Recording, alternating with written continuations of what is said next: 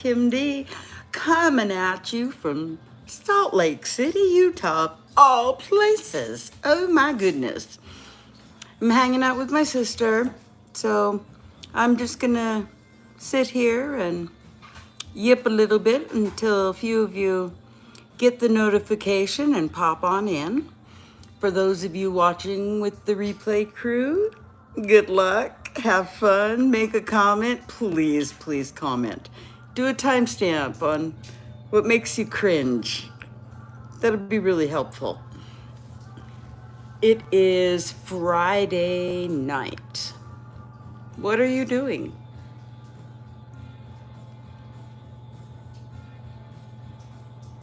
What did you do, replay crew?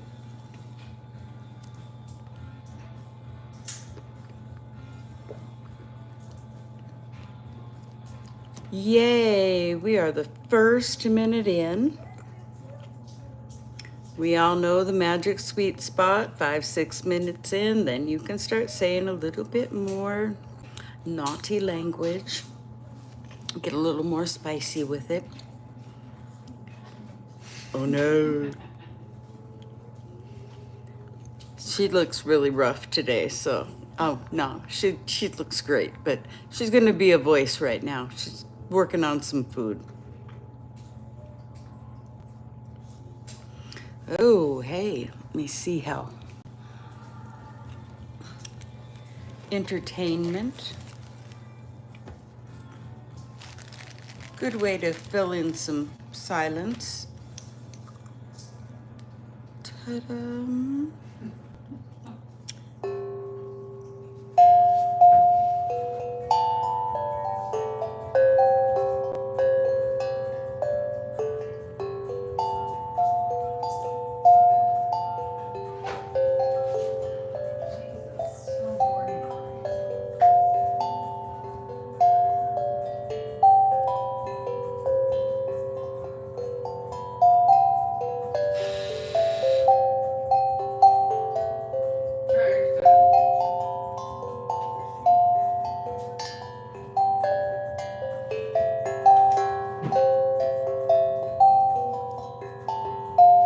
Oh, thank you, I am.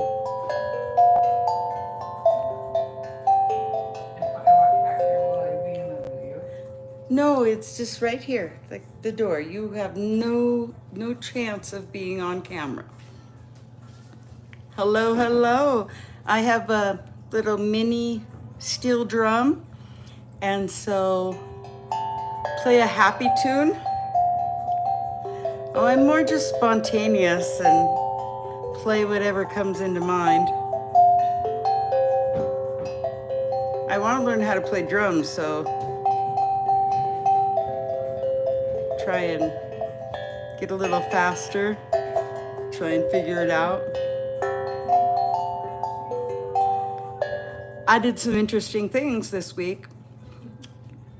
I went to Utah's first amphitheater, I think is what it's called, and I saw Pantera. One of my good friends commented on my Facebook post saying, "What are you doing there? And are you okay?" Because I'm really never been the heavy metal kind of girl. And so I don't know, I had a blast. I had earplugs in because it was very loud. My smartwatch was telling me I'm in a loud area. And I didn't know any of the songs. There was one song I recognized. And then I had 3 packages of Pop Rocks. And so I was taking the Pop Rocks out and putting them in my mouth and having the sensation of the Pop Rocks with the bass and the thumping music and the way the movement of the crowd and the light show, and it just really put it all over the top for me.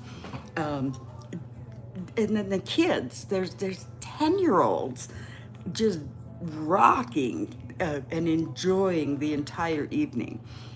And then the next night, we went to the amphitheater again, and I got to see Counting Crows. And that was a whole different vibe, a whole different concert, and both equally enjoyable. They're on par with each other as far as how much fun I had.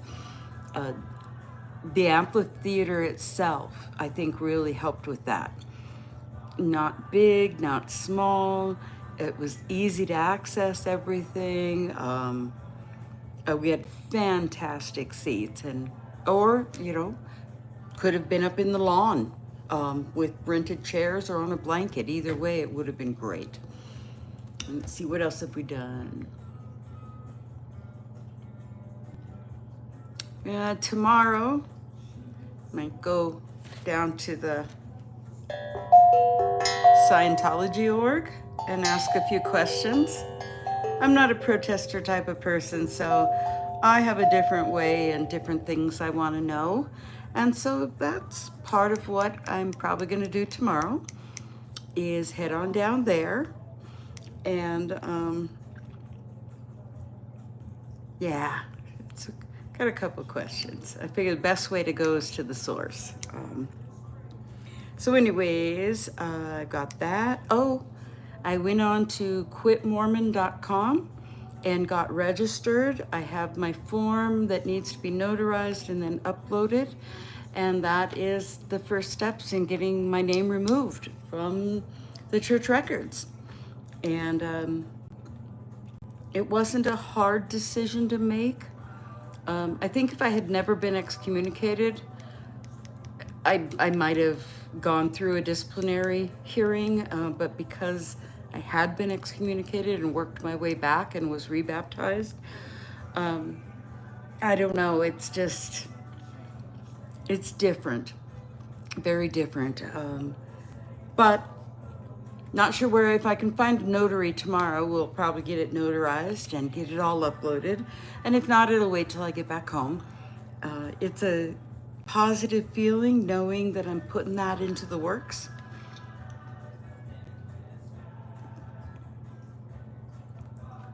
A different kind of feeling. It still is surreal to be on this verge of a life I never dreamed possible. My shelf broke in 2020, and I'm 60 years old, so the past 5 years have been quite the adventure of deconstructing and reconstructing my life, my brain, all of it. Can I give you good luck for your football game tomorrow? Absolutely, tons of good luck. You guys, I'm sure, practice hard and you'll do just fine. So let's see, what else is going on? I'm playing around with music again, and this is something I quit doing a long time ago. I play, I don't know, tenor saxophone, flute, alto sax. I've got some drone flutes, which are almost like recorders. I've done tom-tom drums, learning a little bit more drums. We don't have a drummer for our alumni marching band, and so we use a keyboard to keep time. So I really next year would like to be able to play cadence in our school songs so that we will at least have a drum. And so that's my new adventure. I attempted to learn guitar, but I'm left-handed, and it's easier to learn right-handed than try and find a left-handed guitar.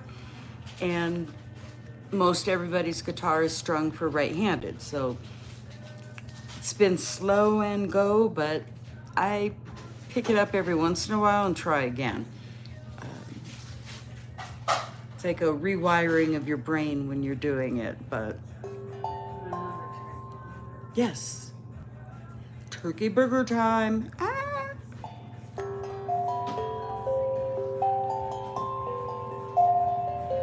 So I'm happy. I have been living the best life possible. So many challenges going on within part of my extended family. We've got some that could end up homeless and with 4 kids. So we've got some challenges there to figure out and work on. Don't know all the details yet, but when I do, if there's any assistance I need, I'll be asking. And if you can help, then please do. Let's see, what else? I've been doing a little babysitting off and on, and that's been fun, getting back within my community. I didn't talk to people or leave my house for about 1.5 years while I was going through all of this. And so I can smell her. It's nice, isn't it? It is. It's so pretty. You're so pretty. Anyways, it's just been this adventure. I cut myself off. It was during COVID and everything political. The whole world just seemed to be changing, and my brain was just overloaded. And so I was vivacious and out there and doing all kinds of things within my community, and then I just stopped. So now I'm trying to baby step my way back in, but I'm slowly discovering the only way to really do it is just jump. No sense in just trying a few little things. Just jump in, make it mine. Doing everything I never dared dream. And that is a powerful feeling. To step outside of the box that I was brainwashed, indoctrinated. There's so many words you can put on it, but all the things that were done now had to be undone.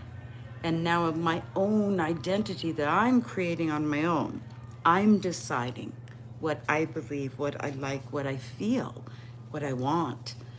My dreams get to be mine, not this preconceived plan of salvation and indebted servitude. I don't know how else to describe it anymore. Amen, sister. So I see the light. I can see the light. Do you see it? I see the light. I want to take all that energy and all of everything that I put into that previous plan and put all this into me, where it always should have been and never should have been taken away from me. And now that I know this, no looking back. There isn't an opportunity, a better opportunity than right now. I'm 60. I figure I got 32 good years where I'm not going to need any form of assisted living or anything. The majority of the women on my mother's side of the family are in their own homes until they're 92, and then go into an apartment or an assisted living, and then 2 or 3 years later die. So I've got a good shot of having 32 very productive years. My grandmother worked a second job and retired from it. So there's nothing that can stop me but me. And that is powerful. Every one of us has this strength, and it's making your opportunities and being able to take the risk. That you're going to fail at times and you're going to succeed, because that's just what we do. It's how we learn, how we grow. Not one thing fits for every single person. You might laugh, but when I knew about YouTube.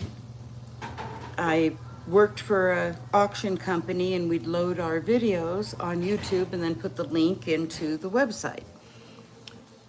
I never made a lot of connections with anything other than that. And then if I would Google something, there would be a video and it would say YouTube, And so I basically thought YouTube was just do-it-yourself videos and a place that you could link to other websites. I had no idea about lives. I had no idea about any of this type of a platform or a community or adventure or misadventure. I had found that it had free movies. I would watch the free movies. And then somehow along the way, Mercado Media, I was watching the riots in Minneapolis. And that's when he had started doing his, he just went out there with a camera and started following protesters. And now he's got a media company. And he went to Russia and he's raised money for tanks and things that went to help with that situation. Anyways, his Facebook was acting wonky and he had switched over to the YouTube platform. And that was how I discovered that any of this existed, was because of Mercado Media. And since then, it's just been a whirlwind of learning about communication. And that's a biggie in a lot of the chat rooms that people have seen me in, is I would let people know I'm here trying to learn about, interpersonal communication. And from being raised Mormon and being taught a certain way to communicate, certain words. When I first was in therapy, as my shelf was breaking, feminism and capitalism were words that would absolutely make my skin crawl. It was like, no, you want nothing to do with those words. Well, come to find out, they're words. They have meaning. You don't have to agree or disagree, but they shouldn't make you shudder. They shouldn't make you have this visceral reaction. And I was trained to have that kind of reaction just to the word. Now I'm exploring those words in a whole new frame, where I'm like, I want to make money and spend money and donate money on my own accord, and not have the dictates of any man or any church telling or advising me what to do or how to make my money. There was a really good job I had Stick it to the man, in sis. Colorado, and I was talking to someone at Relief Society about this job, and the next thing I knew, I got. Say it like it's nothing. I know. Somewhere Relief Society. And then like everyone knows what that is. by the time I was done, the bishop called me over into his office. I hadn't even left the building. And he was talking to me, saying that he really wanted me to consider not taking this job because it was for a distribution company, and that's distributing alcohol.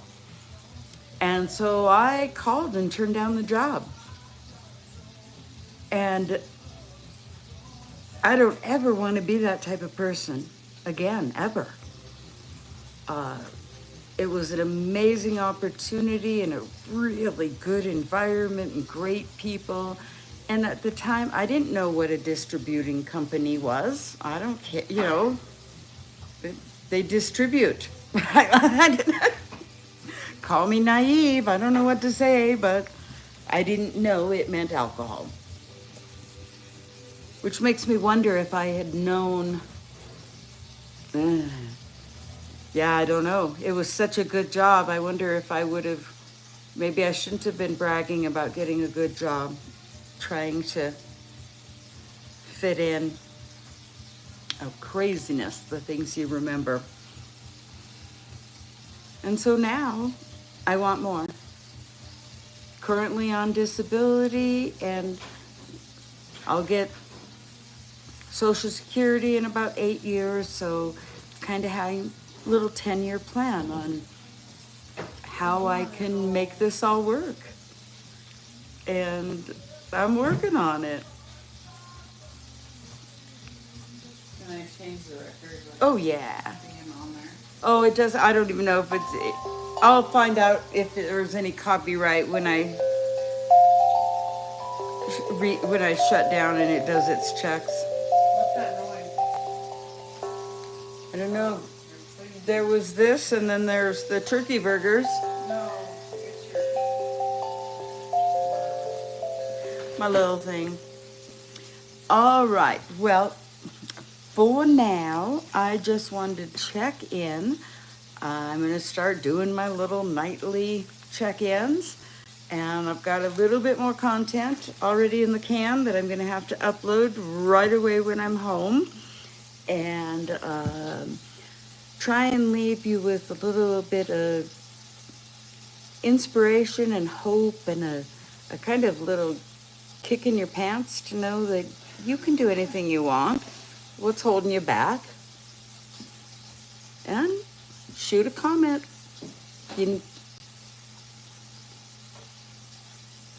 I want to leave you with my quote. I want you to remember that every breath is another chance and another choice. What you gonna do next? Get out there and do it.